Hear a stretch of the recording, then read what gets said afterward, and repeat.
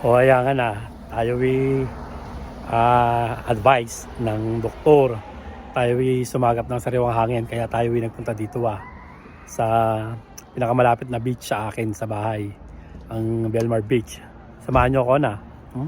Ayan nga, kita niyo yung mga bahayan ang gaganda. Taga dito si Ate Sheila, yung kaibigan ko. Ayan. Andito tayo. Lifeguard of duty. Yan. Sa Belmar Beach. Diba? Meron pong mga sun worshipper. Boogie boarder, board runner, clam digger, beach bomb. Ayan pinapasyal ko yung yung nurse na pamilya ng Pilipino. Ayan. Sabi sa akin ni sumagap na sariwang hangin. Dito may sariwang hangin na bagay na bagay daw sa mga may problema sa lungs, kagaya ko na may bronchitis. Lintik maganda. Gino yung buhangin. Kita miya nga. Diba?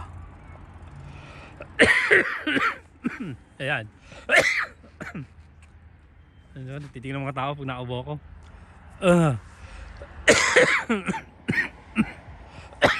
Sorry.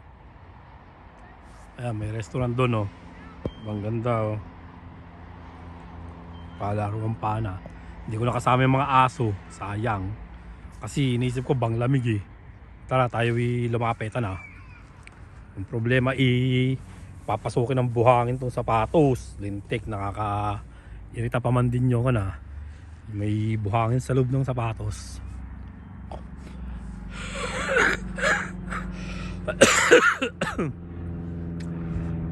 Dahan-dahan ng lakad.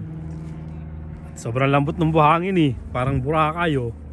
Boracay nga lang yung mas pino, pero ito malambot din.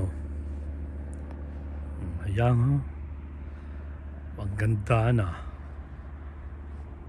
wala, hindi ko kita yung araw.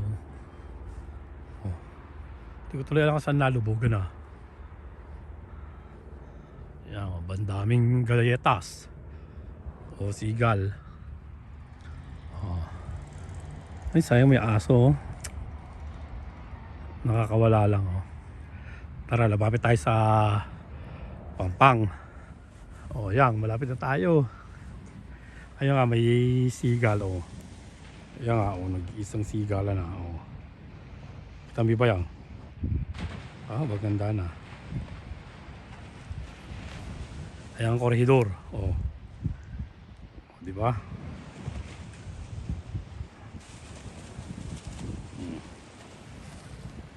Diba na? Sariwang hangin pero bang lamig. Kaya parang hindi yata nakabuti. Lalo akong inuubo. Bang lamig na hangin na sinisingot ko. Lalo akong inubo. Lintay ka na. Ang ganda dito sa Belmar Beach. May boardwalk pa. Diba? Tapos ang daming restaurant. Lintik. Bang hirap maglakad. Nalubog yung paa mo. Damor na malapit siya sa dagat yung buhangin. Damor na mas malalim yung lubog. Mas malambot. Gantong-ganto yung pakiramdam ko nung una kong tapak sa buhangin nung ako'y pinalayas ni Banak sa ilalim ng dagat. Ayan. Lintik. Maganda Ayan, palis na tayo. Mali, wrong timing. Dapat pala umaga. Bang lamig. Parang hindi nakatulong sa paghinga ko. Lalo akong hininga. Lalo akong inuubo. Lintik na yan Mali. Yan Kung hiningal, pahinga muna tayo dito sa DJ Cafe.